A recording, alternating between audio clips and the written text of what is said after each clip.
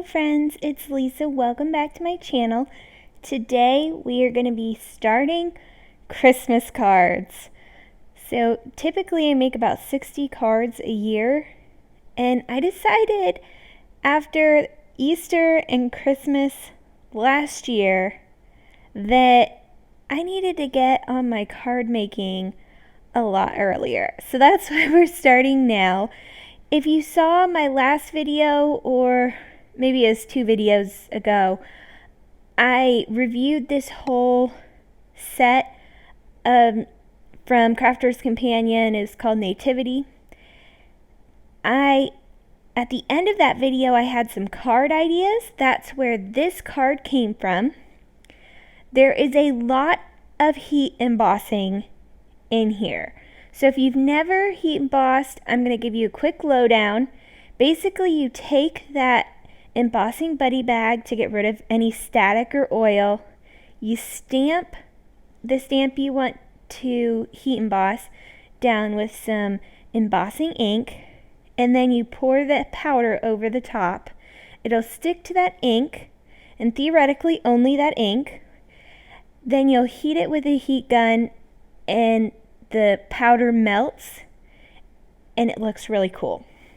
You'll see that a couple times. I'm not going to go through the process every single time. It's the same. You just might use different paper or different powder. You can see here the embossing buddy bag. It didn't get all of the fingerprint areas off, or I put those on after I used the embossing buddy bag. With this vellum, especially the gold vellum, it really holds that ink, or not the ink, but the oil on your fingers. So you have to be really careful. I went ahead and stamped out 3 more sets of these 3 little stamps out and embossed those as well. So I actually have some that looked nice enough to work with. You just have to be careful with the vellum. So here we are trying again. I still had a few smudges, but they were good enough to cut out. You'll see here in just a second. But before we get to there, we're working on the background of the card, and my thought with this was that I would stamp in white, and then I'd use some gilding polish over the top. You'll see that later it doesn't get as much of a contrast as I was thinking. So if you were to remake this card, I think what you could do instead is to ink blend some yellow, orange, or red on that card base, and then once that was dry, add the gilding polish afterwards, and you'd get a really nice contrast. Since I didn't do that, because I didn't realize I needed to, there wasn't as much of a contrast as I would have liked. You could have also used a different embossing color. Instead of white, I could have embossed with gold, and this would have looked fine. But I'm stamping the sentiment I want to use down first, and then I'm going to start stamping the stars. I was lazy and only grabbed the 3 stars from the stamp sets I had out. I could have looked in my catalog. I have a whole section on stars. I could have pulled some more out and done the background all in one go. But I decided instead to stamp these 3 stamps twice. So you'll see here I'm lining them up where I think would look nice. Then I'll stamp down, emboss all of that, then move on, adjust the stamps, and emboss again. I'm using this Crafter's Companion stamp positioner. I have used the Misty stamp positioner, the Tim Holtz stamp positioner, the We Are Memory Keepers stamp positioner and now the Crafter's Companion stamp positioner. They all have pros and cons. I do really like this one. The magnetic base is very magnetic, so that's really good. I like that the grid lines match up on the top and the bottom. I also like that you have kind of that whole open space.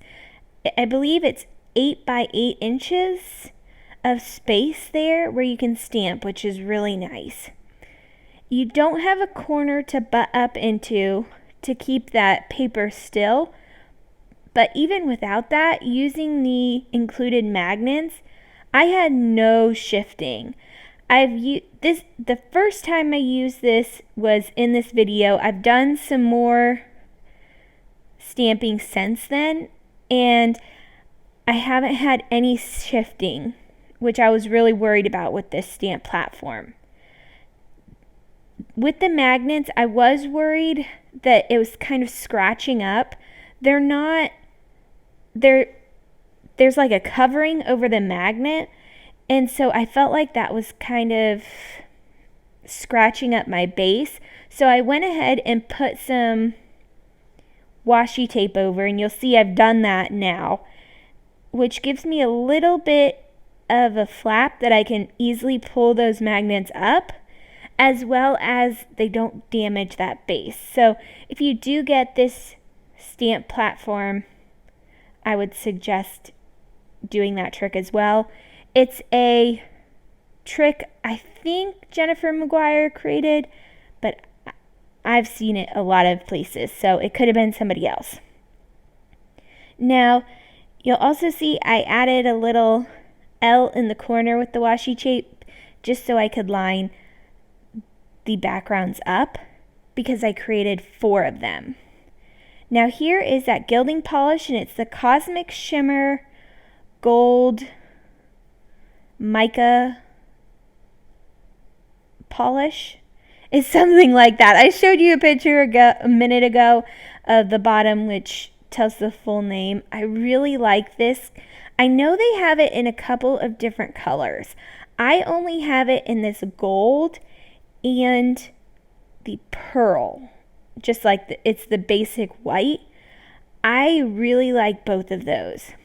If you add either of these on top of a blended or colored background, it will kind of take on that color because it's translucent.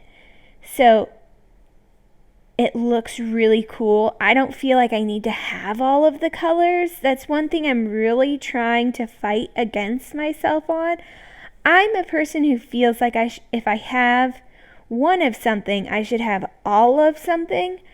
I'm definitely a collector, but I'm trying not to be. I think that you can get into where you feel like you need to have so much stuff, but really then you're not using the stuff that you have. So I do use this one and the pearl one a lot. I really enjoy them, but I just don't feel that I need all of the colors. So moving on, here I'm wiping off the polish from the embossed areas, and you will see I had gone one way. I went horizontal across the paper with that polish.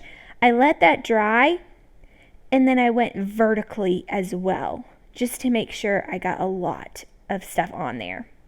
Now I'm moving on to these little stamped images. I've put them on some thin foam, and the foam has adhesive on both sides. So what I did is I pulled the adhesive back from one side, put that vellum down, and now I'm cutting it out. I couldn't find a circle die in my stash that was the exact size of these little, I'm going to call them buttons, but they're not actually buttons. They just, for some reason to me, I just really think of these as like little buttons. I wanted originally for it to be cut right up to that white line, but I didn't have a die, so I was like, I can just cut this. And I think you can. If you're more patient than I am and better at scissors than I am. You could definitely do this. I really wanted it to have that nice clean die cut look. So I went back to my catalog and found the closest size. This one is just slightly bigger. So it's going to cut a slight edge around there, which is typical. You see a lot of die cut images have that little edge, so it's not a big deal.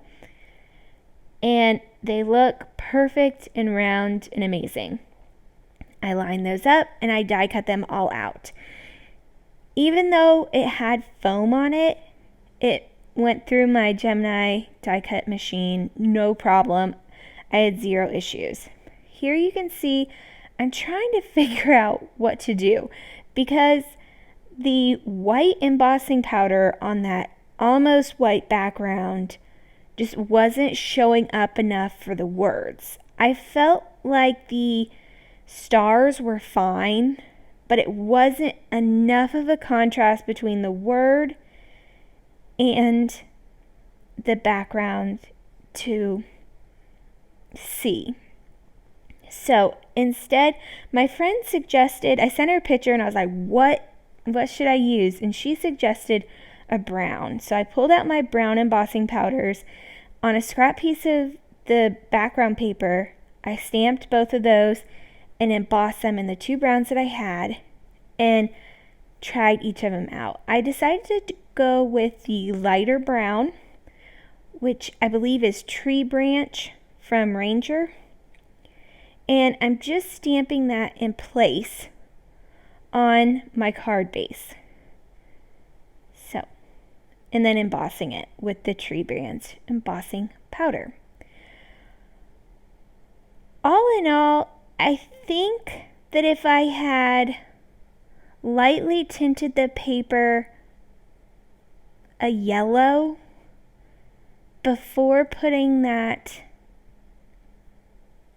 embossing polish down, I would have liked this card just a little bit better because it would have had enough contrast, and then everything except for those 3 little buttons would have been on that background piece, although I might have put a frame around, just slightly inset from the edge of the card.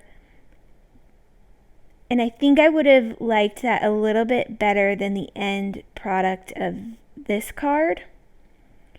But otherwise, I really liked everything about this card. For some reason, it just didn't all come together 100% for me. I might try and remake this card in the future. All in all, I'm happy enough with it to send it out. I'm a little underwhelmed by how it came out, but sometimes that happens. Sometimes you make things and you're a little underwhelmed.